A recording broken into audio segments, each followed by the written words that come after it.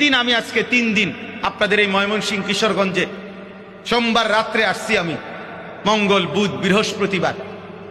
পুরা ঢাকা শহর থেকে, ঢাকা শহরের একজন রানিং এএসপি ওনারে ফোন দিয়া, ওনার থেকে আবার আপনাদের কিশোরগঞ্জের ওসি এসআই পুরা থানা পুলিশ এক কইরা এরপরে সকালে তেল নিছি, ঢাকা সিটাং লড়াই লাইছি। আমার গাড়ির গ্যাস নাই, আমার গাড়ি তেল দিয়ে চলে, তেল আমার লাগবেই, না আমার গাড়ি চলবো কিভাবে, কুমিল্লা যাবো কেমন?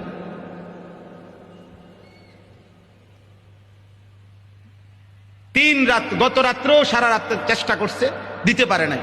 আগের রাত্রেও চেষ্টা করছে, দিতে পারে না। আজকে সকাল 7টা বাজে এরপরে তেল দিছে কোন রকম।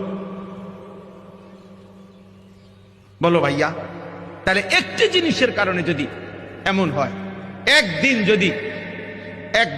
কথার কথায় একদিন যদি লবণ বন্ধ থাকে, তা আমাদের সারা দেশের মানুষের রান্নার তরকারির কি অবস্থা হবে? এক সপ্তাহ যদি গ্যাস বিদ্যুৎ তেল 3টাই বন্ধ থাকে, দোস্ত আমার, প্রিয় ভাই আমার,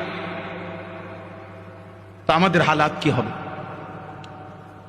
হ্যাঁ, মা আসাবাকুম মিন মুসিবাতিন ফাবিমা কাসাবাত আইদিকুম। আল্লাহ তাআলা কোরআনুল কারীমের মধ্যে বলছেন, বান্দা তোমাদের উপরে যত মুসিবতই আসে, সকল মুসিবত তোমাদের গুনাহের কারণে। কি কারণে? তাহলে আমাদের এই তেলের সমস্যা আমাদের কি কারণ? আমাদের গুনাহ, আমার গুনাহ, আমার গুনাহ। হযরত হাসান বসরি রাহমাতুল্লাহ আলাইহি একজন বিশ্ববিখ্যাত বুজুর্গ তাবেঈ ছিলেন।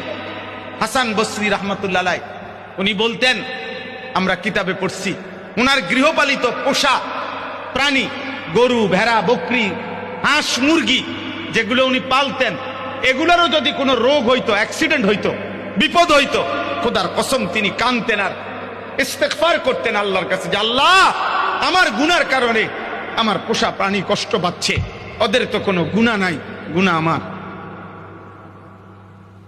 উনি ইস্তেগফার শুরু করতেন, আল্লাহর কাছে মাফ চাইতেন যে আল্লাহ আমারে মাফ করে দেন, আমার প্রাণীগুলো কষ্ট পাইতেছে।